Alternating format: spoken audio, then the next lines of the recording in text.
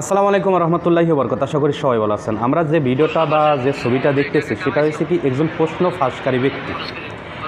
ফাঁসকারী ব্যক্তি। সে নামাজ পড়ে, সে রোজা রাখে, সে হজ পালন করার জন্য গেছে, সে কোরবানি দিয়েছে, সে এতিম মিসকিনদেরকে খাওয়াইছে। এইসব ভিডিও সব একাকার করে আমরা সোশ্যাল মিডিয়ার মাধ্যমে প্রমাণ করতে চাচ্ছি যে তিনি একজন মুসলিম, বা আমরা এটা প্রমাণ করতে যাচ্ছি যে দাড়ি থাকলে বা টুপি থাকলে সে অন্যায় চুরি বা প্রশ্ন ফাঁসকারী এভরিথিং সব কিছু করতে পারে যারা ইসলাম ধর্ম পালন করে বা যারা মুসলিম। আমরা এটা কিন্তু ফোকাস করতে চাচ্ছি, কারণ হচ্ছে আপনি দেখুন প্রত্যেকটা ছবি আপনার টুপি আছে, পাগড়ি আছে, হজে গেছে, নামাজ পড়তেছে, এমনটাই কিন্তু বেশি ফোকাস করা হচ্ছে এই সোশ্যাল মিডিয়ার মাধ্যমে।